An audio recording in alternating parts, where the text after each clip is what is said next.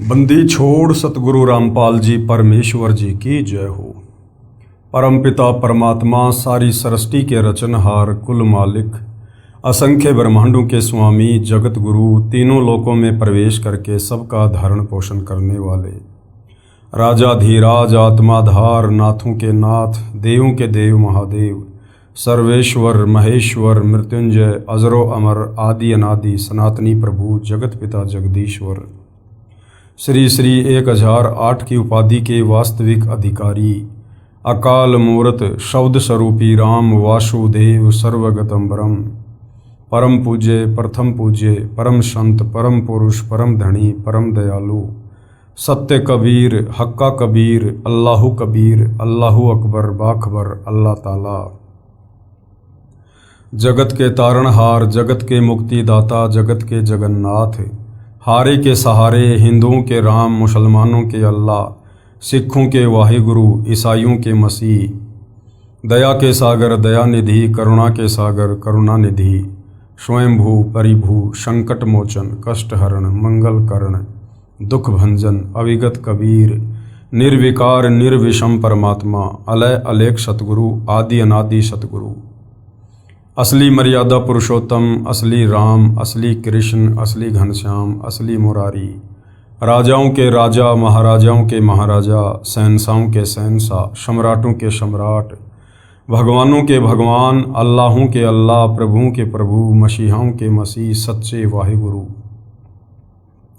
बाबाओं के बाबा पीरों के पीर सेठों के सेठ जगत सेठ सावड़सा सेठ सर्वगुण संपन्न अनंत कोटि कलाओं के स्वामी अनंत कोटि ब्रह्मांडों के नायक योगियों में महायोगी ध्यानियों में महाध्यानी सिद्धों में परम सिद्ध ज्ञानियों में तत्व ज्ञानी ब्रह्म ज्ञानी महाज्ञानी परम ज्ञानी सर्वश्रेष्ठ ज्ञानी विज्ञानी युवा कबीर समर्थ कबीर असमवात अमित ओजा सच्चे रहनुमा करीम अल्लाह सुभान अल्लाह दुनिया के अंतिम पैगंबर 8 सितंबर 1951 से गांव धनाना जिला सोनीपत हरियाणा भारतवर्ष की पावन भूमि पर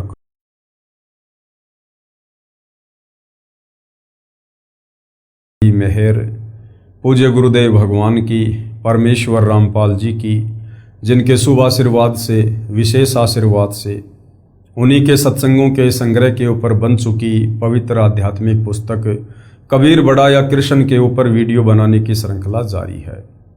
इसी श्रृंखला में आज हमारा ये 29वें नंबर का वीडियो है।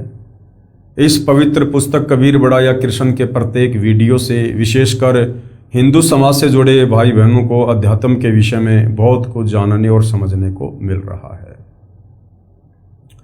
भाई और बहनों, इस पवित्र पुस्तक पर हमारा जो विषय चल रहा है वो है जनता की अदालत।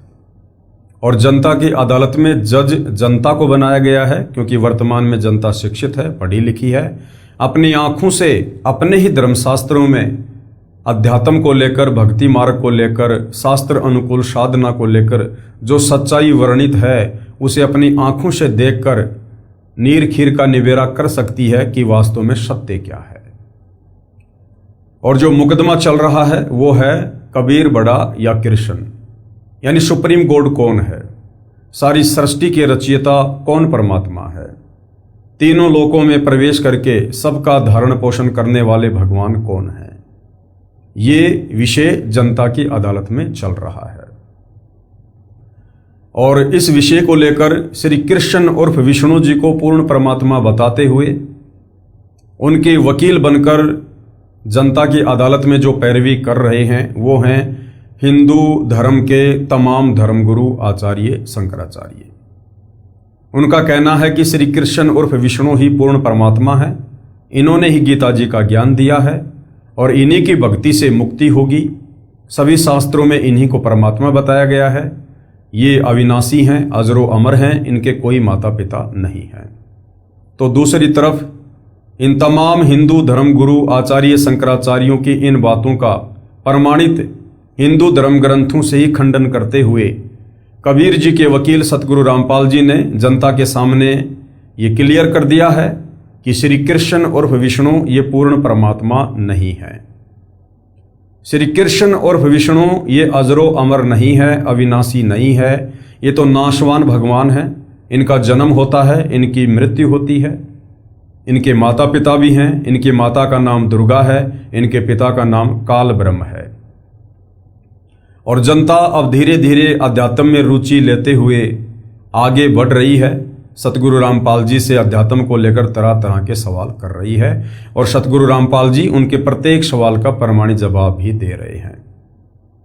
और जनता को अच्छे से समझाने के लिए आदरणीय धर्मदास जी की अमर कथा सुनाते हुए सतगुरु रामपाल जी जिज्ञासु जनता की शंकाओं का समाधान कर रहे हैं। तो इसी विषय में हम आगे बढ़ते हैं। 84 लाख प्रकार के जीवों से मानव देह उत्तम है। 84 लाख प्रकार की योनियां हैं, जिनमें विशेषकर 4 भाग बनाए गए हैं। यानी 84 लाख योनियों को 4 भागों में विभाजित किया गया है। अंडज, जो अंडे से उत्पन्न होते हैं, जेरज, जो जेर में लिपटकर जो है गर्भ से बाहर आते हैं, और श्वेतज, जो पसीने आदि से उत्पन्न होते हैं, और उद्भुज, जो अपने आप ही उत्पन्न हो जाते हैं। तो 84 लाख प्रकार के प्राणियों को 4 भागों में विभाजित किया गया है।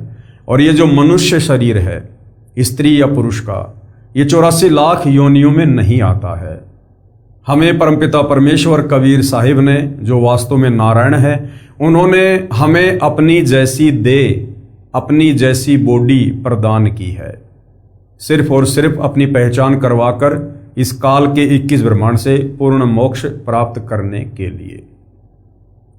तो क्या कह रहे हैं? 84 लाख प्रकार के जीवों से मानव देह उत्तम है। गीता अध्याय 13 श्लोक 22 में भी गीता ज्ञानदाता ने, यानी गीता ज्ञानदाता काल ब्रह्म ने, जो श्री कृष्ण जी के शरीर में प्रवेश करके बोल रहा है, गीता अध्याय 13 श्लोक 22 में भी गीता ज्ञानदाता ने अपने से अन्य परमात्मा का प्रत्यक्ष प्रमाण बताया है। गीता प्रेस गोरखपुर से प्रकाशित गीता में इस श्लोक का अर्थ बिल्कुल गलत किया गया है। क्योंकि भाई और बहनों, जिन गीता अनुवादकर्ताओं को हम बहुत बड़े विद्वान माना करते थे, समझा करते थे, ठीक है, वो एक संस्कृत भाषा में विद्वान हो सकते हैं, परंतु तत्व ज्ञान के अभाव में हम उनको भक्ति मार्ग में विद्वान की संज्ञा नहीं दे सकते हैं। विद्वान की परिभाषा भी कि वास्तव में विद्वान कौन है, ये भी सतगुरु रामपाल जी ने ही बताया है। विद्वान वो है जो सर्वज्ञ होता है, और सर्वज्ञ केवल सृष्टि में पूर्ण परमात्मा कबीर साहिब ही हो सकते हैं, जो तत्वदर्शी संत की भूमिका करके ये ज्ञान हमें समझाते हैं। मान लीजिए कोई व्यक्ति संस्कृत भाषा में विद्वान है, लेकिन उसको पंजाबी नहीं आती, उर्दू नहीं आती, फारसी नहीं आती, तो वो विद्वान नहीं है। अगर किसी को उर्दू, फारसी या पंजाबी आती है तो उसको अन्य भाषाओं का ज्ञान नहीं, तो हम उसे वास्तव में विद्वान नहीं कह सकते हैं। तो विद्वान भी इस सृष्टि में कबीर भगवान ही हैं, उनके अलावा कोई विद्वान नहीं है। तो गीता अनुवादकर्ता ने गीता अध्याय 13 श्लोक 22 का गलत अनुवाद किया है, और इस अध्याय में गीता अनुवादकर्ता ने, जय दयाल गोविंदका ने, आत्मा को ही परमात्मा की संज्ञा दी है, जो गलत है, जबकि आत्मा परमात्मा का अंश है। पेश है गीता अध्याय 13 श्लोक 22 की फोटोकॉपी। इस देह में, यानी इस शरीर में स्थित यह आत्मा वास्तव में परमात्मा ही है, जबकि आत्मा परमात्मा नहीं है। जिस प्रकार बाप और बेटे का संबंध है, उसी प्रकार से आत्मा और परमात्मा का संबंध है।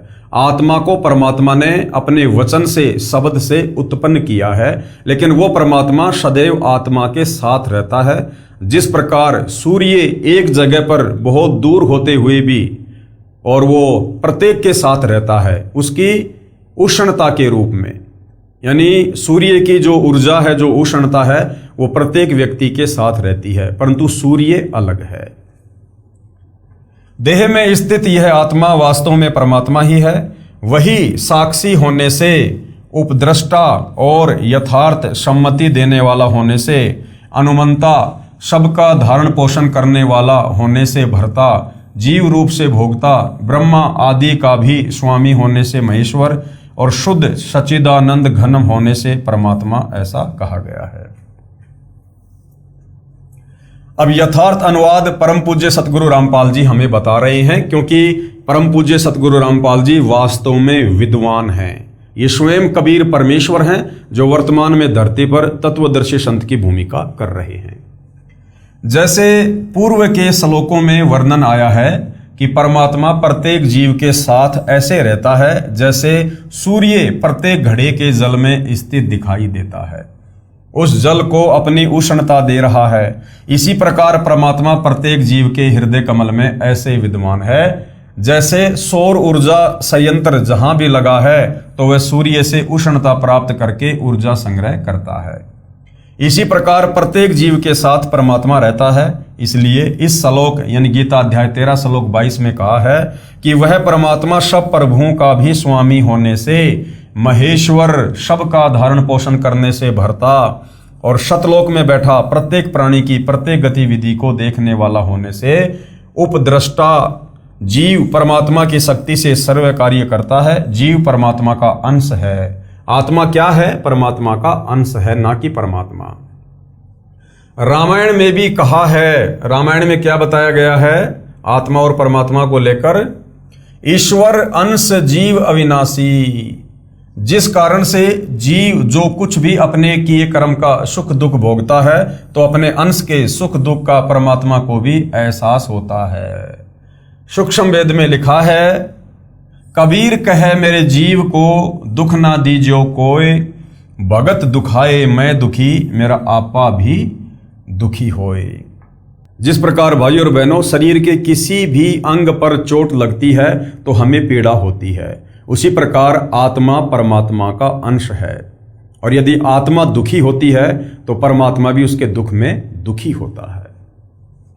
गीता अध्याय 17 श्लोक 5 और 6 में भी कहा है कि जो शास्त्र विरुद्ध घोर तप को तपते हैं वे परमात्मा को दुखी करने वाले, घोर कष्ट देने वाले अज्ञानी घोर नरक में गिरते हैं। यानी परमात्मा भी दुख को महसूस करता है, इसलिए भोक्ता कहलाता है। प्रत्येक प्राणी को गुप्त रूप से उचित राय देता है, जिस कारण से परमात्मा अनुमंता कहलाता है। परमात्मा शब्द का संधि विच्छेद है परम प्लस आत्मा, यानी श्रेष्ठ आत्मा परमात्मा। यदि कोई दुख का भोग भी देता है, सुख का भोग भी देता है, जैसे कर्म करेगा जीव वैसे अवश्य भोगेगा, तो वह परमात्मा नहीं कहा जा सकता, वह श्रेष्ठ आत्मा नहीं होता। जैसे इस काल यानी ब्रह्म के लोक में विधान है कि जैसा कर्म करोगे वैसा फल आपको भगवान अवश्य देगा। तो ये प्रभु स्वामी तो है परंतु परम आत्मा नहीं है। कौन? ये काल ब्रह्म, ये यहाँ पर नकली भगवान बनकर बैठा है, नकली परमात्मा। इस मानव शरीर में दूसरा परमात्मा जो जीव के साथ अभिन्न रूप से रहता है, जैसे सूर्य प्रत्येक को अपनी ऊर्जा देता है, उसी प्रकार ये दूसरा परमात्मा उपरोक्त महिमा वाला है। कौन? परम अक्षर ब्रह्म कबीर भगवान। जैसे सौर ऊर्जा से जो बल्ब जगता है उसमें सूर्य होता है, यानी सूर्य की ऊर्जा कार्य करती है, इसी प्रकार पूर्ण परमात्मा की भूमिका समझो। आत्मा ही परमात्मा नहीं, लेकिन आत्मा के अंदर परमात्मा की शक्ति काम करती है, उनकी ऊर्जा काम करती है। गीता अध्याय 13 श्लोक 23 में भी अन्य परमात्मा बताया है, यानी गीता ज्ञानदाता से, काल ब्रह्म से अन्य कोई श्रेष्ठ परमात्मा है। कहा है कि जो संत उपरोक्त प्रकार से परमात्मा प्रकृति तथा गुणों सहित जानता है, वह संत साधक सब प्रकार से परमात्मा में लीन रहता हुआ पुनर्जन्म को प्राप्त नहीं होता, अर्थात उसका पूर्ण मोक्ष हो जाता है। यानी जो भगत इस आत्मा के विषय में जान लेता है, यानी जिसको आत्मज्ञान हो जाता है, जो परमात्मा के विषय में जान लेता है, जिसको परमात्म ज्ञान हो जाता है, और जो इस 21 ब्रह्मांड के स्वामी ज्योति निरंजन के विषय में तत्व से जान लेता है, तत्वदर्शी संत की शरण में आने के बाद वो पूर्णतया भक्ति करके यहां से मुक्त हो जाता है। पेश है गीता अध्याय 13 श्लोक 23 की फोटोकॉपी। इस प्रकार पुरुष को यानी परमात्मा को और गुणों के सहित प्रकृति को जो मनुष्य तत्व से जानता है, वह सब प्रकार से कर्तव्य कर्म करता हुआ यानी अपनी भक्ति मर्यादाओं में रहता हुआ भी फिर नहीं जन्मता, यानी उसका पूर्ण मोक्ष हो जाता है। गीता अध्याय 13 श्लोक 24 भी अन्य परमात्मा का वर्णन करता है, जो गीता ज्ञानदाता से अन्य है। कहा है कि जो परमात्मा सूर्य के सदृश जीव आत्मा के साथ अभेद रूप से रहता है, उसको साधक यानी भगत ध्यान द्वारा दिव्य दृष्टि से हृदय में देखते हैं। जैसे बिजली को टेस्टर द्वारा देख लेते हैं, अन्य साधक ज्ञान सुनकर विश्वास करके परमात्मा का स्वरूप स्वीकार कर लेते हैं। अन्य भगतजन कर्म योगेन यानी परमात्मा के कर्मों अर्थात लीलाओं को देखकर परमात्मा का अस्तित्व जान लेते हैं। जैसे संसार में लगभग 7 अरब जनसंख्या है, किसी का भी चेहरा एक दूसरे से नहीं मिलता। कवि ने कहा है, कई अरब बनाए बंदे, आंख नाक कान हाथ लगाए, एक दूसरे के नाल कोई भी रड़दे नहीं रड़ाए। इससे भी सिद्ध होता है कि कोई सर्वज्ञ शक्ति है, उसे परमात्मा कहा जाता है। कुछ भगत जन परमात्मा के इस प्रकार के कार्य देखकर परमात्मा को मानते हैं। पेश है गीता अध्याय 13 श्लोक 24 की फोटोकॉपी। परमात्मा को कितने ही मनुष्य तो शुद्ध हुई सूक्ष्म बुद्धि से ध्यान के द्वारा हृदय में देखते हैं, अन्य कितने ही ज्ञान योग के द्वारा और दूसरे कितने ही कर्म योग के द्वारा देखते हैं अर्थात प्राप्त करते हैं। गीता अध्याय 13 श्लोक 25 में कहा है कि जो शिक्षित नहीं और जो न ध्यान करते हैं, न ज्ञान को समझ पाते हैं और न वे परमात्मा की संरचना से परमात्मा को समझ पाते हैं, वे अन्य शिक्षित विद्वान व्यक्तियों से परमात्मा की महिमा सुनकर मान लेते हैं कि जब ये शिक्षित और ज्ञानी व्यक्ति कह रहा है तो परमात्मा है। फिर वे उपासना यानी भक्ति करने लग जाते हैं। वे उसे सुनने के कारण परमात्मा के अस्तित्व को मानकर उपासना करने के कारण इस मृतलोक मृत्यु संसार से पार हो जाते हैं। पेश है गीता अध्याय 13 श्लोक 25 की फोटोकॉपी।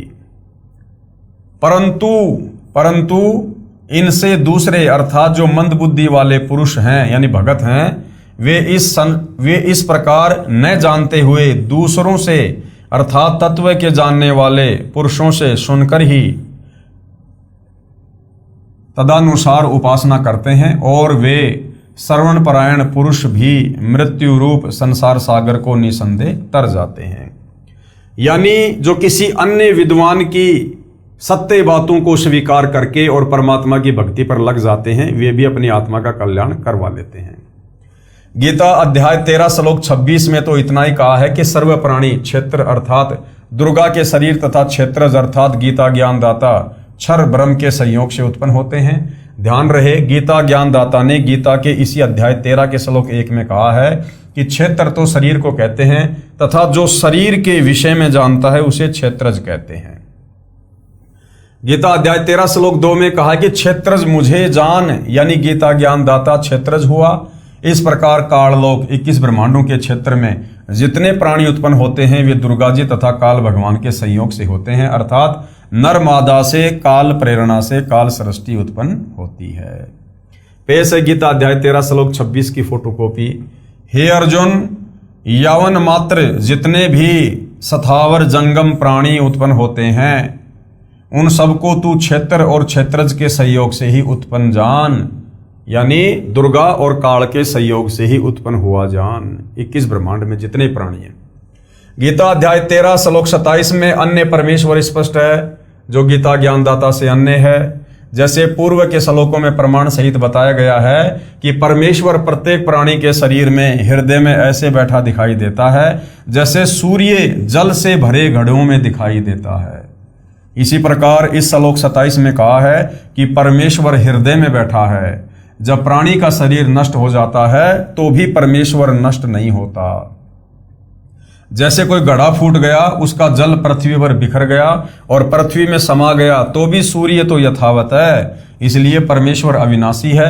जो संत परमात्मा को इस दृष्टिकोण से देखता है वह सही जानता है, वह तत्वदर्शी संत है।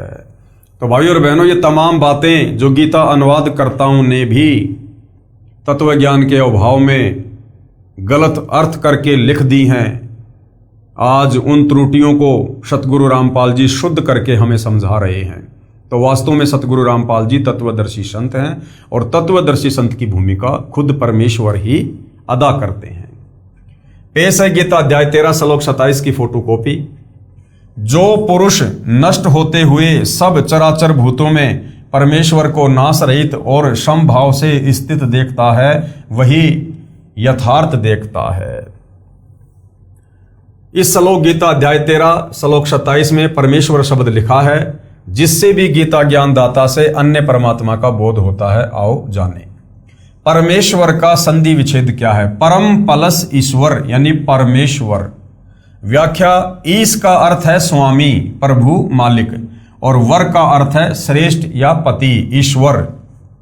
ईश तो गीता ज्ञान दाता है यानी क्षर पुरुष अर्थात क्षर ब्रह्म है, जो केवल 21 ब्रह्मांडों का प्रभु है। ये क्या है? ईश है ये।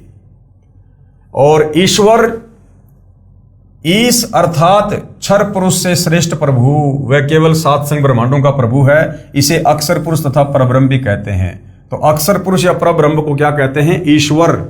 यानी ये 21 ब्रह्मांड के ईश काल से उत्तम है, इसलिए इसको ईश्वर कहते हैं। और जो सबसे उत्तम है, ईश और ईश्वर से भी जो श्रेष्ठ है, वो है परम ईश्वर, परमेश्वर। नंबर 3, परमेश्वर। ईश्वर अर्थात अक्षर पुरुष से परम अर्थात श्रेष्ठ है, जो असंख्य ब्रह्मांडों का प्रभु है, उसे परम अक्षर ब्रह्म भी कहा जाता है। गीता अध्याय 8 श्लोक 3 में प्रमाण है। गीता अध्याय 15 श्लोक 16-17 में भी 3 पुरुषों का वर्णन है। क्षर पुरुष यानी ये काल ब्रह्म, ये गीता ज्ञानदाता ईश है, तथा अक्षर पुरुष ये ईश्वर है। तथा गीता अध्याय 15 श्लोक 17 में कहा है कि उत्तम पुरुष है यानी पुरुषोत्तम अर्थात वास्तव में सर्वश्रेष्ठ प्रभु। तो ऊपर के श्लोक गीता अध्याय 15 श्लोक 16 में कहे, दोनों क्षर पुरुष तथा अक्षर पुरुष से भिन्न है, उसी को वास्तव में परमात्मा कहा जाता है, परम ईश्वर कहा जाता है। और वही तीनों लोकों, क्षर पुरुष के 21 ब्रह्मांडों का क्षेत्र काल लोक कहा जाता है, तथा अक्षर पुरुष के 7 संग ब्रह्मांडों के क्षेत्र को परब्रह्म का लोक कहा जाता है। और ऊपर 4 लोक हैं, सतलोक, अलकलोक, अगमलोक तथा अकैलोक का क्षेत्र अमर लोक परमेश्वर का लोक कहा जाता है। इस प्रकार 3 लोकों का यहाँ पर वर्णन है। इन तीनों लोकों में प्रवेश करके सबका धारण पोषण करता है, वह वास्तव में अविनाशी परमेश्वर है। गीता अध्याय 13 श्लोक 27 में परमेश्वर शब्द है, जो गीता ज्ञानदाता से भिन्न सर्वशक्तिमान, सर्व का पालन करता का बोधक है। गीता अध्याय 13 श्लोक 28 में भी गीता ज्ञानदाता से अन्य प्रभु का प्रमाण है। इस श्लोक में ईश्वर शब्द परमेश्वर का बोधक है। जैसे ईश का अर्थ स्वामी, वर का अर्थ श्रेष्ठ, वास्तव में सबका ईश स्वामी तो परम अक्षर ब्रह्म है, वही श्रेष्ठ ईश है, इसलिए ईश्वर शब्द प्रकरणवश पूर्ण परमात्मा का बोधक है। यदि अन्य ईश नकली स्वामी नहीं होते तो ईश्वर तथा परमेश्वर शब्दों की आवश्यकता ही नहीं होती। इसलिए इस लोक में ईश्वर शब्द सत्य पुरुष का बोध जानो। पेश है गीता अध्याय 13 श्लोक 28 की फोटोकॉपी। क्योंकि जो पुरुष सब में समभाव से स्थित परमेश्वर को समान देखता हुआ अपने द्वारा अपने को नष्ट नहीं करता, इससे वह परम गति को प्राप्त होता है। गीता अध्याय 13 श्लोक 28 का भावार्थ है कि गीता ज्ञानदाता ने कहा है कि जो साधक यानी जो भगत सब प्रकार से परमेश्वर को समभाव में देखता हुआ अपनी आत्मा को अपनी अज्ञान आत्मा द्वारा नष्ट नहीं करता, अर्थात वह परमात्मा को सही समझकर उसकी साधना करके उससे दूसरी गति अर्थात मोक्ष को प्राप्त होता है, अर्थात वह साधक गीता ज्ञानदाता वाली परम गति जो गीता अध्याय 8 श्लोक 13 में कही है, उससे अन्य गति जो गीता अध्याय 15 श्लोक 4 में कही है, उसे प्राप्त होता है। गीता अध्याय 13 श्लोक 30 में स्पष्ट है कि गीता ज्ञानदाता ने अपने से अन्य परमात्मा की महिमा बताई है। इस श्लोक में भी गीता अध्याय 18 श्लोक 66 वाला एक शब्द है जिसका अर्थ उस एक परमात्मा किया है, इसलिए गीता अध्याय 18 श्लोक 66 में एकम शरणम व्रज कहा है। उसका अर्थ भी उस एक परमात्मा की शरण में जा सही अर्थ है। कहा है कि जो संत सर्व प्राणियों की स्थिति भिन्न भिन्न होते हुए भी एक परमात्मा सर्वशक्तिमान के अंतर्गत मानता है, तो वह समझो सच्चिदानंद घन ब्रह्म अर्थात परम अक्षर ब्रह्म को प्राप्त हो गया है। वह सत्य भक्ति करके उस परमेश्वर को प्राप्त हो जाता है। गीता अध्याय 13 श्लोक 30 की फोटोकॉपी। जिस क्षण यह पुरुष भूतों के पृथक पृथक भाव को एक परमात्मा में ही स्थित तथा उस परमात्मा से ही संपूर्ण भूतों का विस्तार देखता है, उसी क्षण वह सच्चिदानंद घन ब्रह्म को प्राप्त हो जाता है। यानी जो सभी जीवों में परमात्मा को देखता है वो उसी परमेश्वर को प्राप्त होने योग्य बन जाता है। गीता अध्याय 13 श्लोक 31 में भी गीता ज्ञानदाता ने अपने से अन्य परमात्मा के विषय में कहा है। इस श्लोक में परमात्मा शब्द है जिसकी स्पष्ट परिभाषा गीता अध्याय 15 श्लोक 17 में बताई है। कहा है कि जो उत्तम पुरुष अर्थात सर्वश्रेष्ठ प्रभु है, उत्तम पुरुष तु अन्य परमात्मा इति उदाहरते, वह तीनों लोकों में प्रवेश करके सबका धारण पोषण करता है। ये लोक त्रिरम अवश्य विवर्ती अवय ईश्वर है, वह वास्तव अविनाशी परमेश्वर है, उसी को परमात्मा कहा जाता है। वह क्षर पुरुष यानी काल तथा अक्षर पुरुष यानी परब्रह्म से अन्य है। पेश है गीता अध्याय 13 श्लोक 31 की फोटोकॉपी। हे अर्जुन, अनादि होने से और निर्गुण होने से यह अविनाशी परमात्मा शरीर में स्थित होने पर भी वास्तव में न तो कुछ करता है और न ही लिप्त ही होता है। इस श्लोक गीता अध्याय 13 श्लोक 31 में भी यही स्पष्ट किया गया है कि वह परमात्मा अनादि होने से, निर्गुण होने से प्रत्येक प्राणी के शरीर में सूर्य जैसे घड़े में स्थित होने पर भी न तो कुछ करता है, क्योंकि सब कार्य परमात्मा की शक्ति करती है। जैसे घड़े के जल में सूर्य दिखाई देता है, उससे जल गर्म हो रहा है, वह सूर्य करता नहीं दिखाई देता, उसकी उष्णता कर रही है। सूर्य कुछ नहीं करता दिखता और न ही परमात्मा उस शरीर में लिप्त होता है, जैसे सूर्य घड़े के जल में लिप्त नहीं होता। गीता अध्याय 13 श्लोक 32 में भी यही प्रमाण है। गीता अध्याय 13 श्लोक 33 में आत्मा और शरीर की स्थिति बताई है। फिर गीता अध्याय 13 श्लोक 34 में गीता ज्ञानदाता ने अपने से अन्य परमेश्वर की जानकारी दी है। कहा है कि इस प्रकार क्षेत्र यानी शरीर तथा क्षेत्रज यानी गीता ज्ञानदाता के भेद को तथा कर्म करते करते भक्ति करके काल की प्रकृति अर्थात काल जाल से मुक्त जो साधक ज्ञान नेत्रों द्वारा जानकर तत्वदर्शी संत की खोज करके सत्य शास्त्र अनुकूल साधना करके तत्व ज्ञान को समझकर उस परम अर्थात दूसरे परम ब्रह्म परमात्मा को प्राप्त होते हैं। उपरोक्त विवरण से स्पष्ट हुआ कि गीता ज्ञानदाता से अन्य पूर्ण परमात्मा है, जिसकी भक्ति की साधना करके साधक उस पूर्ण मोक्ष को प्राप्त हो जाता है, जो गीता अध्याय 15 श्लोक 4 में वर्णित है कि तत्व ज्ञान की प्राप्ति के पश्चात परमेश्वर के उस परम पद को खोजना चाहिए, जहां जाने के पश्चात साधक फिर लौटकर संसार में कभी नहीं आता। अर्थात इतने सारे जो श्लोक दिखाए गए हैं गीता जी के, ये सारे के सारे श्लोक यही प्रमाणित करते हैं कि गीता ज्ञानदाता काल ब्रह्म से अन्य कोई पूर्ण परमात्मा है, सर्वश्रेष्ठ परमात्मा है, जो तीनों लोकों में प्रवेश करके सबका धारण पोषण करता है और उसी को इष्ट मानकर भक्ति करनी चाहिए पूर्ण मोक्ष के लिए। पेश है गीता अध्याय 13 श्लोक 34 की फोटोकॉपी। इस प्रकार क्षेत्र और क्षेत्रज के भेद को तथा कार्य सहित प्रकृति से मुक्त होने को जो पुरुष ज्ञान नेत्रों द्वारा तत्व से जानते हैं, वे महात्मा जन परम ब्रह्म परमात्मा को प्राप्त होते हैं।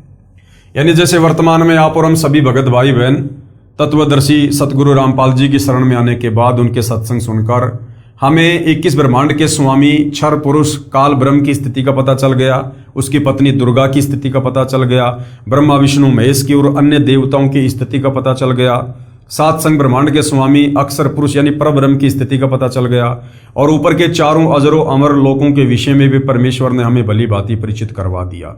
तो यह है तत्व ज्ञान। इस तत्व ज्ञान को अच्छे से समझने के बाद साधक यहां से मुक्त हो जाता है।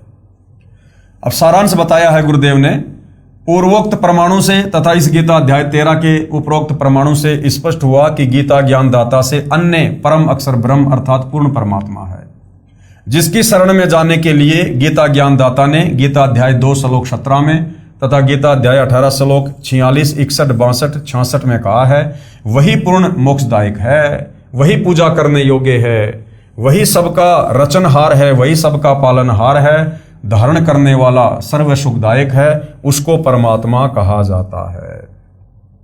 यानी गीता ज्ञानदाता काल ब्रह्म तो खुद अपने से अन्य उस सर्वश्रेष्ठ परमात्मा की महिमा कर रहा है कि उसी की शरण में जाने से, और उसकी शरण में कैसे जाएंगे, गीता अध्याय 4 श्लोक 34 के अनुसार पहले तत्वदर्शी संत को अपना गुरु धारण करो, वो तत्वदर्शी संत फिर आपको परमात्म ज्ञान बताएगा, पूर्ण मोक्ष प्राप्ति की विधि बताएगा, उसके बाद हम उस परमेश्वर के परम धाम को प्राप्त होते हैं। पेश है गीता अध्याय 2 श्लोक 17 की फोटोकॉपी। नाश रहित तो तू उसको जान, जिससे यह संपूर्ण जगत दृश्य वर्ग यानी व्याप्त है। इस अविनाशी का विनाश करने में कोई भी समर्थ नहीं है। खुद गीता ज्ञानदाता अपने से अन्य किसी और परमात्मा को अविनाशी बता रहा है। पेश है गीता अध्याय 18 श्लोक 46, 61, 62 तथा 66 की फोटोकॉपियां। गीता अध्याय 18 श्लोक 46 की फोटोकॉपी। जिस परमेश्वर से संपूर्ण प्राणियों की उत्पत्ति हुई है और जिससे यह समस्त जगत व्याप्त है, उस परमेश्वर की अपने स्वाभाविक कर्मों द्वारा पूजा करके मनुष्य परम सिद्धि को प्राप्त हो जाता है। गीता अध्याय 18 श्लोक 61 की फोटोकॉपी। हे अर्जुन, शरीर रूप यंत्र में आरूढ़ हुए संपूर्ण प्राणियों को अंतर्यामी परमेश्वर अपनी माया से उनके कर्मों के अनुसार भ्रमण कराता हुआ सब प्राणियों के हृदय में स्थित है। यानी अपने से अन्य परमात्मा के विषय में गीता ज्ञानदाता बता रहा है। गीता अध्याय 18 श्लोक 62 की फोटोकॉपी। हे भारत, तू सब प्रकार से उस परमेश्वर की ही शरण में जा। गीता ज्ञानदाता अपने से अन्य उस परम अक्षर ब्रह्म की शरण में जाने के लिए अर्जुन को कह रहा है।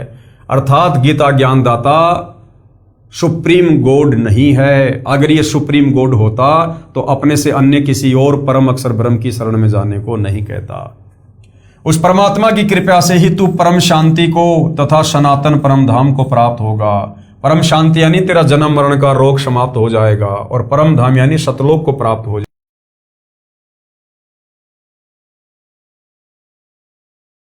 जाएगा। गीता अध्याय 18 श्लोक 66 की फोटोकॉपी। सर्व धर्मान परित्यज्य माम एकम शरणम व्रज अहम तवा सर्व पापे भे मोक्षयामि मा शुच। संपूर्ण धर्मों को अर्थात संपूर्ण कर्तव्य कर्मों को, कर्तव्य कर्म क्या होते हैं? भक्ति कर्म, मुझ में त्याग कर तू केवल एक मुझ सर्वशक्तिमान सर्वाधार परमेश्वर की ही शरण में आ जा। ये गलत कर दिया गीता अनुवादकर्ताओं ने। एक ने नहीं, दो ने नहीं, जितने भी अनुवादकर्ताओं ने गीता का अनुवाद किया है, तत्व ज्ञान के अभाव में इन्होंने इस श्लोक के अर्थ का अनर्थ कर दिया है। व्रज का मतलब जाना होता है और सभी गीता अनुवादकर्ताओं ने आना किया है, जो गलत है। क्यों? क्योंकि ये श्री कृष्ण उर्फ विष्णु से ऊपर किसी और को परमात्मा नहीं मान रहे थे, जिस कारण से घुमा फिरा के ये टोपी श्री कृष्ण जी के ऊपर, श्री विष्णु जी के ऊपर ही पहना दी गई। पेश है गीता अध्याय 18 श्लोक 66 का यथार्थ अनुवाद। अब इसका सही अनुवाद क्या है, वास्तविक अनुवाद क्या है, वो परमेश्वर रामपाल जी ने किया है। अन्य अनुवादकर्ताओं ने इस श्लोक का सरलार्थ गलत किया है। व्रज शब्द का अर्थ जाना होता है और इन्होंने क्या कर दिया? आना। पेश है यथार्थ अनुवाद गीता अध्याय 18 श्लोक 66 का। ये देखिएगा। सर्व धर्मानाम परिताजे माम एकम शरणम व्रज, ये व्रज शब्द है। अहम तवा सर्व पापेभ्यो मोक्षयामि मा शुच। गीता अध्याय 18 श्लोक 62 में जिस परमेश्वर की शरण में जाने को कहा है, इस श्लोक 66 में भी उसी के विषय में कहा है कि मेरे स्तर की संपूर्ण धार्मिक पूजाओं को मुझ में त्याग कर तू केवल एकम यानी एक उस अद्वितीय परमात्मा परम अक्षर ब्रह्म की शरण में जा। व्रज का मतलब होता है जा, जबकि गीता अनुवादकर्ताओं ने व्रज का अर्थ कर दिया आजा। अहम यानी मैं तुझे संपूर्ण पापों से छुड़वा दूंगा, शोक मत कर। काल ब्रह्म कह रहा है कि मैंने तेरे ऊपर जितने भी कर्म बंधन लगा रखे हैं, तू मेरे स्तर की भक्ति साधना मुझ में समर्पित कर दे और उस परमपिता परमेश्वर की शरण में जा, मैं तुझे मुक्त कर दूंगा। अन्य गीता अनुवादकर्ताओं ने वर्ज शब्द का अर्थ आना किया है, जो अनुचित है। वर्ज शब्द का अर्थ जाना, चला जाना आदि होता है। गीता अध्याय 13 श्लोक 30 में भी एकम का अर्थ इस प्रकार किया है, जिस समय साधक प्राणियों के पृथक पृथक भाव को एक परमात्मा में स्थित तथा उस परमात्मा से ही संपूर्ण भूतों के विस्तार को देखता है, उसी क्षण सच्चिदानंद घन ब्रह्म यानी परमेश्वर को प्राप्त हो जाता है। यानी वह उस परमेश्वर को जानकर उसकी पूजा करके मोक्ष प्राप्त करता है। तो यहां पर जो ये एकम शब्द है इस श्लोक में, इस एकम का अर्थ किया है परमात्मा, जो बिल्कुल सही है। अब यहां पर देखिएगा, जो ये एकम शब्द है गीता अध्याय 18 श्लोक नंबर 62 में, कि सर्वधर्मान परित्यज्य माम एकम एकम शरणम व्रज। तो एकम का अर्थ इन्होंने खुद किया है परमात्मा, यानी उस एक परमात्मा की शरण में जा। लेकिन तत्व ज्ञान के अभाव में अर्थ का इन्होंने अनर्थ कर दिया। भावार्थ, गीता अध्याय 18 श्लोक 63 का भावार्थ है कि गीता ज्ञानदाता ब्रह्म कह रहा है कि हे अर्जुन, ये गीता वाला अति गोपनीय ज्ञान मैंने तुझे कह दिया। फिर गीता अध्याय 18 श्लोक 64 में गीता ज्ञानदाता एक और संपूर्ण गोपनीयों से भी गोपनीय वचन कहता है कि वह परमेश्वर जिसके विषय में अध्याय 18 श्लोक 62 में कहा है, वह परमेश्वर मेरा यानी गीता ज्ञानदाता काल का भी इष्ट देव अर्थात पूज्य देव है। यही प्रमाण अध्याय 15 श्लोक 4 में भी कहा है कि मैं भी उस परमेश्वर की शरण में हूं। गीता ज्ञानदाता ये काल ब्रह्मा विष्णु महेश का पिता खुद कह रहा है गीता अध्याय 15 श्लोक 4 में कि अर्जुन, मैं भी उसी परमेश्वर की शरण में हूं, यानी जो इस गीता ज्ञानदाता से सर्वश्रेष्ठ है। 21 ब्रह्मांड का स्वामी अपने से सर्वश्रेष्ठ की ही शरण में हो सकता है। इससे सिद्ध है कि गीता ज्ञानदाता प्रभु से यानी इस काल ब्रह्म से कोई अन्य सर्वश्रेष्ठ परमेश्वर है और वही पूजा के योग्य है, यानी सृष्टि में एकमात्र उसी की पूजा करनी चाहिए। यही प्रमाण 15 श्लोक 17 में भी है। गीता ज्ञानदाता प्रभु कहता है कि अध्याय 15 श्लोक 16 में वर्णित क्षर पुरुष यानी ब्रह्म तथा अक्षर पुरुष यानी परब्रह्म से भी श्रेष्ठ परमेश्वर तो उपरोक्त दोनों से अन्य ही है, वही वास्तव में परमात्मा कहलाता है, वह वास्तव में अविनाशी है, उसी की शरण में जाने के लिए कहा है। अब आगे धर्मदास जी ने ये सारी बातें सुनकर, अध्यात्म को अच्छे से जानकर और जिंदा वेश में कबीर परमेश्वर जी से आगे और जिज्ञासावश प्रश्न कर रहा है। और आगे उन्होंने क्या प्रश्न किया? प्रश्न नंबर 45 धर्मदास जी का। गीता अध्याय 4 श्लोक 6 में गीता ज्ञानदाता ने कहा है कि मैं अजन्मा और अविनाशी रूप होते हुए भी, समस्त प्राणियों का ईश्वर होते हुए भी अपनी योग माया से प्रकट होता हूं। इसमें श्री कृष्ण जी अपने आप को समस्त प्राणियों का अविनाशी ईश्वर कह रहे हैं, अपने को अजन्मा भी कहा है। तो परमेश्वर ने जिंदा रूप में क्या उत्तर दिया? उत्तर जिंदा परमेश्वर का, हे धर्मदास जी, गीता ज्ञानदाता काल ब्रह्म ने श्री कृष्ण जी के शरीर में प्रवेश करके कहा है श्री कृष्ण जी की कोई भूमिका नहीं है। गीता ज्ञान देने वाला काल ब्रह्म है और गीता ज्ञानदाता ने कहा है कि जितने प्राणी मेरे 21 ब्रह्मांडों में मेरे अंतर्गत हैं, मैं उनका श्रेष्ठ प्रभु हूं, भगवान हूं। यही प्रमाण गीता अध्याय 15 श्लोक 18 में भी है कि गीता ज्ञानदाता ने कहा है कि मैं लोक वेद यानी सुनी सुनाई बातों के आधार से अपने 21 ब्रह्मांडों वाले लोक में पुरुषोत्तम यानी परमात्मा प्रसिद्ध हूं, क्योंकि मैं शरीरधारी प्राणियों से तथा अविनाशी जीवात्मा से भी श्रेष्ठ हूं, जो मेरे अंतर्गत मेरे 21 ब्रह्मांडों में है। वास्तव में पुरुषोत्तम तो कोई अन्य ही है, जिसका वर्णन गीता अध्याय 15 श्लोक 17 में बता दिया गया है। तो ये काल ब्रह्म जो है ये अविनाशी नहीं है, ये सर्वश्रेष्ठ परमात्मा नहीं है। अन्यथा गीता में अनेक जगह पर अपने से अन्य किसी अन्य परमेश्वर की शरण में जाने की सलाह अर्जुन को नहीं देता। गीता अध्याय 4 श्लोक 6 में यह भी कहा है कि मैं अज यानी अजन्मा अर्थात मैं तुम्हारी तरह जन्म नहीं लेता, मैं लीला से प्रकट होता हूं।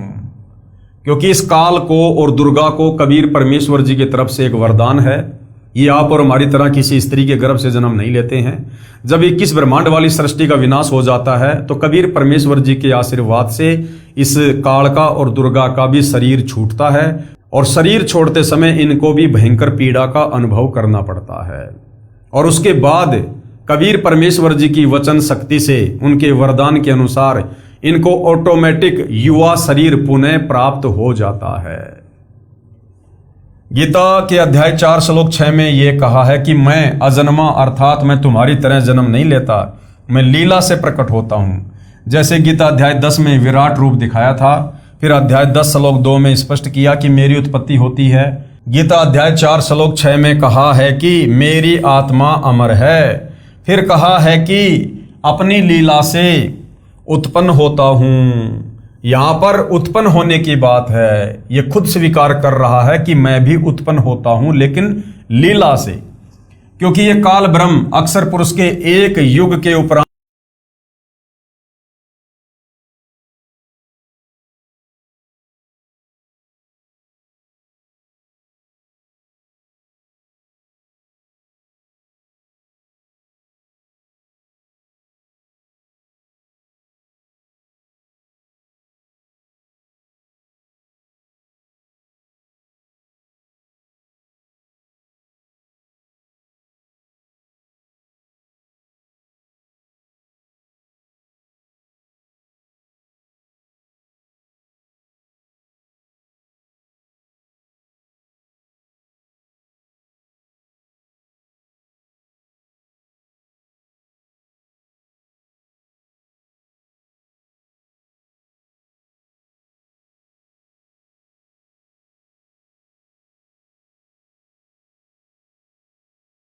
अंत मरता है, फिर उस समय एक ब्रह्मांड का विनाश हो जाता है। देखिए प्रश्न नंबर 9 का उत्तर जो पहले दे दिया गया है। फिर दूसरे ब्रह्मांड में सर्व जीव आत्माएं चली जाती हैं, काल ब्रह्म की आत्मा भी चली जाती है। वहां इसको पुनः युवा शरीर प्राप्त होता है। इसी प्रकार देवी दुर्गा की मृत्यु होती है, फिर काल ब्रह्म के साथ ही इनको भी युवा शरीर प्राप्त होता है। यह परम अक्षर ब्रह्म सत्य पुरुष का विधान है। तो फिर उस नए ब्रह्मांड में दोनों पति पत्नी रूप में नए रजगुण युक्त ब्रह्मा, सतगुण युक्त विष्णु तथा तमगुण युक्त शिव को उत्पन्न करते हैं। फिर उस ब्रह्मांड में सृष्टि क्रम प्रारंभ हो जाता है। इस प्रकार इस काल ब्रह्म की मृत्यु तथा लीला से जन्म होता है। गीता अध्याय 4 श्लोक 9 में भी स्पष्ट है, जिसमें गीता ज्ञानदाता ने कहा है कि मेरे जन्म तथा कर्म अलौकिक हैं, वास्तव में ये नाशवान है। आत्मा सर्व प्राणियों की भी अमर है। हे धर्मदास, आपके महामंडलेश्वरों, आचार्यों तथा शंकराचार्यों को आध्यात्मिक ज्ञान बिल्कुल नहीं है, इसलिए अनमोल ग्रंथों को ठीक से न समझकर लोकवेद यानी दंत कथा सुनाते हैं। आप देखें, इसी गीता अध्याय 4 श्लोक 5 में स्वयं कह रहा है कि हे अर्जुन, तेरे और मेरे बहुत जन्म हो चुके हैं। खुद गीता ज्ञानदाता काल ब्रह्म कह रहा है कि अर्जुन, तेरे और मेरे बहुत जन्म हो चुके हैं, उन सबको मैं जानता हूं, तू नहीं जानता। इसका अभिप्राय ऊपर स्पष्ट कर दिया है। समवात का अर्थ है उत्पन्न होना। इसका प्रमाण देखिए, यजुर्वेद अध्याय 40 मंत्र 10 में भी कहा है कि कोई तो परमात्मा को समवात यानी जन्म लेने वाला राम व श्री कृष्ण की तरह मानता है कि वो मां के गर्भ से जन्म लेकर आता है, तो कोई असमवात यानी उत्पन्न न होने वाला निराकार मानता है। अर्थात तत्वदर्शी संत जो सत्य ज्ञान बताते हैं उनसे सुनो, यानी वो तत्वदर्शी संत बताएगा कि परमात्मा जन्म लेता है या फिर प्रकट होता है या उसकी क्या स्थिति है। वे बताएंगे कि परमात्मा उत्पन्न होता है या नहीं। वास्तव में परमात्मा स्वयंभू है, वह कभी नहीं जन्मा है और न ही जन्मेगा। मृत्यु का तो प्रश्न ही नहीं। दूसरी ओर गीता ज्ञानदाता स्वयं कह रहा है कि मैं जन्मता और मरता हूं, अविनाशी नहीं हूं। अविनाशी तो परम अक्षर ब्रह्म है। अविनाशी तो उसको जान जिसको मारने में कोई सक्षम नहीं। गीता अध्याय 17 श्लोक नंबर 2। पेश है गीता अध्याय 15 श्लोक 18 की फोटोकॉपी। क्योंकि मैं नाशवान जड़ वर्ग क्षेत्र से तो सर्वथा अतीत हूं और अविनाशी जीव आत्मा से भी उत्तम हूं। कौन कह रहा है? ये काल ब्रह्म। इसलिए लोक में और वेद में भी पुरुषोत्तम नाम से प्रसिद्ध हूं। ये 21 ब्रह्मांड का स्वामी काल ब्रह्म अपने अंतर्गत 21 ब्रह्मांड में जितनी भी आत्माएं हैं उन सब से ये सर्वश्रेष्ठ है, उत्तम है।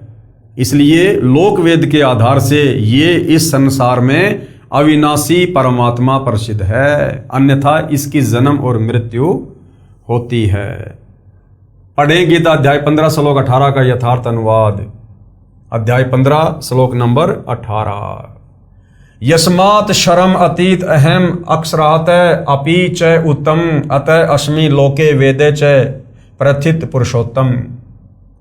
अनुवाद है, क्योंकि मैं मेरे काल लोक के 21 ब्रह्मांडों के क्षेत्र में मेरे अधीन नाशवान स्थूल शरीर में जीवात्मा प्राणियों से तो सर्वदा श्रेष्ठ हूं।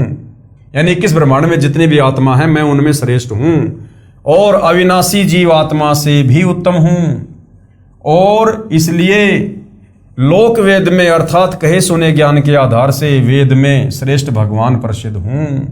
पवित्र गीता बोलने वाला ब्रह्म क्षर पुरुष कह रहा है कि मैं तो लोकवेद में, लोकवेद क्या होता है? सुनी सुनाई बातों में, अर्थात सुने सुनाए ज्ञान के आधार पर केवल मेरे 21 ब्रह्मांडों में ही श्रेष्ठ प्रभु प्रसिद्ध हूं। वास्तव में पुरुषोत्तम यानी पूर्ण परमात्मा तो कोई और ही है, जिसका विवरण यही काल ब्रह्म खुद गीता का ज्ञान देते समय गीता अध्याय श्लोक 17 में पूर्ण रूप से कर दिया है। कबीर परमात्मा ने उदाहरणार्थ कहा है, पीछे लाग्या जाऊ था लोक वेद के साथ, रस्ते में सतगुरु मिले दीपक दीन्या हाथ। अर्थात कबीर प्रभु ने कहा है कि जब तक साधक को पूर्ण संत नहीं मिलता तब तक लोक वेद अर्थात कहे सुने ज्ञान के आधार से साधना करता है। उस आधार से कोई विष्णु जी को पूर्ण प्रभु परमात्मा कहता है कि क्षर पुरुष अर्थात ब्रह्म को पूर्ण ब्रह्म कहता है, परंतु तत्व ज्ञान से पता चलता है कि पूर्ण परमात्मा तो कबीर जी हैं। फिर आगे प्रश्न नंबर 50 है और अब की बार धर्मदास जी से कबीर परमात्मा जी ने प्रश्न किया है। जिंदा बाबा परमेश्वर जी का धर्मदास जी से प्रश्न। आप जी ने कहा है कि हम शूद्र को निकट भी नहीं बैठने देते, क्योंकि धर्मदास जी को जब कबीर परमात्मा जिंदा बाबा के रूप में मिले तो धर्मदास ने सोचा ये कोई मुसलमान साधक है।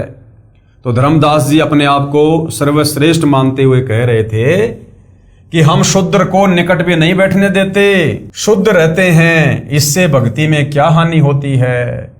उत्तर धर्मदास जी का, शूद्र के छू लेने से भगत अपवित्र हो जाता है, परमात्मा रुष्ट हो जाता है, आत्मग्लानि हो जाती है, मैं ऊंची जाति के वैश्य हूं।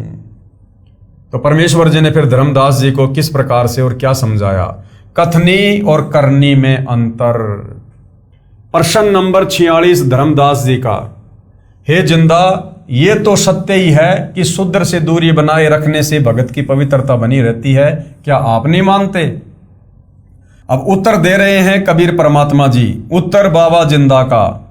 धर्मदास, ये शिक्षा तुझे किसने दी। धर्मदास जी ने कहा हमारे धर्मगुरु बताते हैं, आचार्य शंकराचार्य तथा ब्राह्मण बताते हैं। परमेश्वर कबीर जी ने धर्मदास को बताया। उस समय तक धर्मदास जी को ज्ञान नहीं था कि आपसे वार्ता करने वाला ही कबीर जुलाहा है। जिस समय कबीर परमात्मा जिंदा बाबा के वेश में धर्मदास जी को ज्ञान बता रहे थे, उस समय तक धर्मदास जी को इस बात की पहचान नहीं थी कि ये जो जिंदा वेशधारी मेरे सामने खड़ा है, ये खुद ही काशी में आया हुआ वो कबीर जुलाहा है। तो कबीर परमेश्वर जी ने, उन्होंने एक जो लीला की थी काशी के तोताद्री शहर में पंडितों के साथ में, वो कथा उन्होंने धर्मदास जी को बताई। और क्या कहा कि कबीर जुलाहा एक बार स्वामी रामानंद पंडित जी के साथ तोताद्रिक नामक स्थान पर सत्संग भंडारे में गया। वह स्वामी रामानंद जी का शिष्य है। कौन? कबीर। सत्संग में मुख्य पंडित आचार्यों ने सत्संग में बताया कि भगवान राम ने शुद्र भीलनी के जूठे बेर खाए। भगवान तो समदृष्टि थे, वे तो प्रेम से प्रसन्न होते हैं। भगत को ऊंचे नीचे का अंतर नहीं देखना चाहिए, श्रद्धा देखी जाती है। लक्ष्मण ने शबरी को शूद्र जानकर गलानी करके बेर नहीं खाए, फेंक दिए। बाद में वे बेर संजीवनी बूटी बने। रावण के साथ युद्ध में लक्ष्मण मूर्छित हो गया, तब हनुमान जी द्रोणागिरी पर्वत को उठाकर लाए, जिस पर संजीवनी बूटी उन जूठे बेरों से उगी थी। उस बूटी को खाने से लक्ष्मण सचेत हुआ, जीवन रक्षा हुई। शबरी की भगवान के प्रति ऐसी श्रद्धा थी, किसी की श्रद्धा को ठेस नहीं पहुंचानी चाहिए। सत्संग के तुरंत बाद लंगर साथ भेदभाव नहीं करते। भगवान राम ने जो शूद्र समझी जाती थी उस भीलनी के बेर खाए थे। इस प्रकार की बातें वो पंडित कर रहे थे, लेकिन उसके बाद उनकी करनी और कथनी में कितना अंतर था। पंडितों ने पहले ही योजना बना रखी थी कि स्वामी रामानंद ब्राह्मण के साथ शूद्र जुलाहा कबीर भी आया है, वह स्वामी रामानंद का शिष्य है और रामानंद जी के साथ खाना खाएगा। हम ब्राह्मणों का अपमान होगा, इसलिए 2 स्थानों पर लंगर शुरू कर दिया। जो पंडितों के लिए भंडारा था उसमें खाना खाने के लिए एक शर्त रखी कि जो पंडितों वाले भंडारे में खाना खाएगा उसको वेदों के 4 मंत्र सुनाने होंगे, क्योंकि पंडितों ने सोचा कि कबीर तो अनपढ़ है, उसे तो वेद मंत्रों का ज्ञान नहीं, उसे तो संस्कृत भाषा आती नहीं है, तो वो हम ब्राह्मणों के साथ में भोजन नहीं कर पाएगा। उसको वेदों के 4 मंत्र सुनाने होंगे। जो मंत्र नहीं सुना पाएगा वह सामान्य भंडारे में भोजन खाएगा।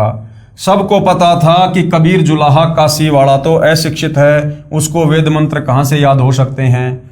सब पंडित जी 4-4 वेद मंत्र सुना सुनाकर पंडितों वाले भोजन भंडारे में प्रवेश कर रहे थे। पंक्ति लगी थी, उसी पंक्ति में कबीर जुलाहा भी खड़ा था। वेद मंत्र सुनाने कि कबीर जी की बारी आई। थोड़ी दूर पर एक भैंसा यानी झोटा घास चर रहा था। कबीर जी ने भैंसे को पुकारा और कहा कि हे भैंसे पंडित, यहां आइएगा। भैंसा दौड़ा दौड़ा आया, कबीर जी के पास आकर खड़ा हो गया। कबीर जी ने भैंसे की कमर पर हाथ रखा और कहा कि हे विद्वान भैंसे, वेद के 4 मंत्र सुना। भैंसे ने यजुर्वेद अध्याय 5 का मंत्र 32 सुनाया, जिसका भावार्थ भी बताया कि जो परम शांतिदायक, जो पाप नाश कर सकता है, जो बंधनों का शत्रु अर्थात बंदी छोड़ है, वह कबीर है। स्वयं प्रकाशित अर्थात तेजो में शरीर वाला, शतलोक वाला अर्थात वह शतलोक में निवास करता है। सब भगवानों का भी भगवान अर्थात सर्वशक्तिमान सम्राट यानी महाराजा है, वह कबीर देव यानी कबीर परमेश्वर है। यजुर्वेद अध्याय 5 का मंत्र नंबर ये 32 है, जो अभी आपको दिखाया गया है। विशेष इस यजुर्वेद के अध्याय 5 मंत्र 32 में बताया है कि जो परमेश्वर परम शांतिदायक है वह पाप का शत्रु यानी पाप काटने वाला, बंधनों का शत्रु यानी बंदी छोड़ कबीर देव है। कबीर परमेश्वर है जो सम्राट के समान सिंहासन पर विराजमान है, आकाश की तरह निर्लेप निर्मल है, स्वयं प्रकाशित शतलोक में रहने वाला है, वह परम अक्षर ब्रह्म कबीर है। दूसरा मंत्र क्या सुनाया? ऋग्वेद मंडल 9 सूक्त 86 मंत्र 26 सुनाया, जिसका भावार्थ है कि परमात्मा ऊपर के लोक से गति यानी प्रस्थान करके आता है, नेक आत्माओं को मिलता है, भक्ति करने वालों के संकट समाप्त करता है, वह कबीर देव कबीर परमेश्वर है। ये प्रमाण ऋग्वेद मंडल 9 सूक्त 86 मंत्र 26 और 27 आप जियों के सामने है, देख सकते हैं।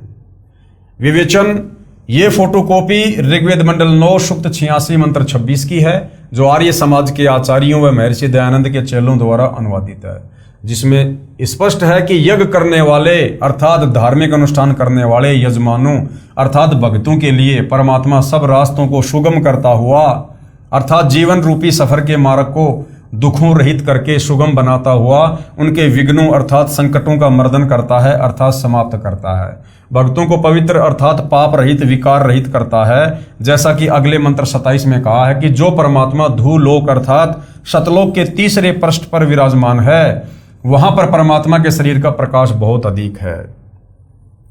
उदाहरण के लिए परमात्मा के एक रोम यानी शरीर के एक बाल का प्रकाश 1 करोड़ सूर्य तथा इतने ही चंद्रमाओं के मिले जुले प्रकाश से भी अधिक है। यदि वह परमात्मा उसी प्रकाश युक्त शरीर से पृथ्वी पर प्रकट हो जाए तो हमारी चरम दृष्टि उन्हें देख नहीं सकती। जैसे उल्लू पक्षी दिन में सूर्य के प्रकाश के कारण कुछ भी नहीं देख पाता है, यही दशा मनुष्यों की हो जाए। इसलिए वह परमात्मा अपने रूप अर्थात शरीर के प्रकाश को सरल करता हुआ उस स्थान से जहां परमात्मा ऊपर रहता है वहां से गति करके यानी चलकर बिजली के समान क्रीड़ा अर्थात लीला करता हुआ चलकर आता है। श्रेष्ठ पुरुषों को मिलता है यानी परमात्मा चाहने वाली अच्छी आत्माओं को मिलता है। यह भी स्पष्ट है कि आप कवि अर्थात कबीर देव हैं, हम उन्हें कबीर साहिब कह देते हैं।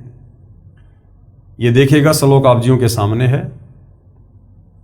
विवेचन, ये फोटोकॉपी ऋग्वेद मंडल 9 सूक्त 86 के मंत्र 27 की है। इसमें स्पष्ट है कि परमात्मा धूलोक अर्थात अमरलोक के तीसरे पृष्ठ अर्थात भाग पर विराजमान है। शतलोक अर्थात शाश्वत स्थान के 3 भाग हैं। एक भाग में वन पहाड़ झरने बाग बगीचे आदि हैं। ये बाहरी भाग है अर्थात बाहरी भाग है।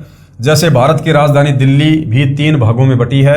बाहरी दिल्ली जिसमें गांव खेत खलियान और नहरें हैं, दूसरा बाजार बना है, तीसरा संसद भवन तथा कार्यालय है। इसके पश्चात धूलोक में बस्तियां हैं, सपरिवार मोक्ष प्राप्त हंस आत्माएं रहती हैं। पृथ्वी पर जैसे भगत को भगतात्मा कहते हैं, इसी प्रकार शतलोक में हंस आत्मा कहलाते हैं। तीसरे भाग में सर्वोपरि परमात्मा का सिंहासन है, उसके आसपास केवल नर आत्माएं रहती हैं। वहां स्त्री पुरुष का जोड़ा नहीं है। वे यदि अपना परिवार चाहते हैं तो शब्द यानी वचन से केवल पुत्र उत्पन्न कर लेते हैं। इस प्रकार शाश्वत स्थान अर्थात सतलोक 3 भागों में परमात्मा ने बांट रखा है। वहां यानी सतलोक में प्रत्येक स्थान पर रहने वालों में वर्ध अवस्था नहीं है, वहां मृत्यु नहीं है। इसलिए गीता अध्याय 7 श्लोक 29 में कहा कि जो जरा अर्थात वृद्धावस्था तथा मरण अर्थात मृत्यु से छूटने का प्रयत्न करते हैं वे तत्ब्रह्म अर्थात परम अक्षर ब्रह्म को जानते हैं। शतलोक में सत्य पुरुष रहता है, वहां पर जरा मरण नहीं है यानी बुढ़ापा और मृत्यु नहीं है, और बच्चे युवा होकर सदा युवा ही रहते हैं। उसके बाद भैसे राम ने तीसरा जो मंत्र सुनाया वो था ऋग्वेद मंडल 9 सूक्त 96 मंत्र 17 सुनाया, जिसका भावार्थ है कि कवि यानी कबीर अर्थात कबीर परमात्मा स्वयं पृथ्वी पर प्रकट होकर तत्व ज्ञान प्रचार करता है।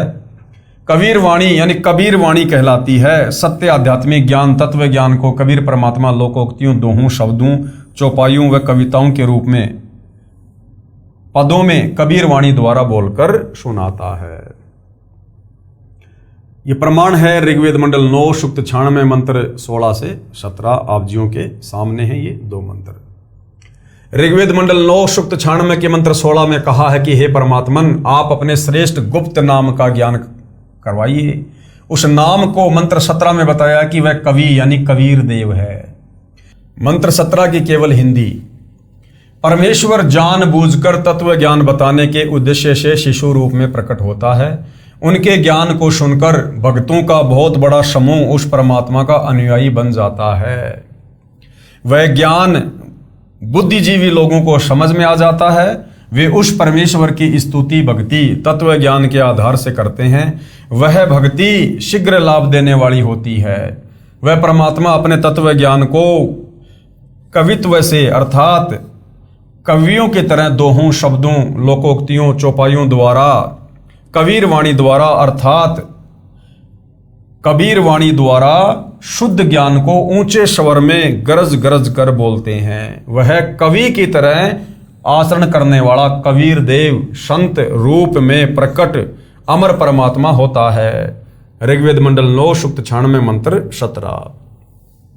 विशेष इस मंत्र के मूल पाठ में 2 बार कवि शब्द है। आर्य समाज के अनुवादकर्ताओं ने एक कवि का अर्थ ही नहीं किया।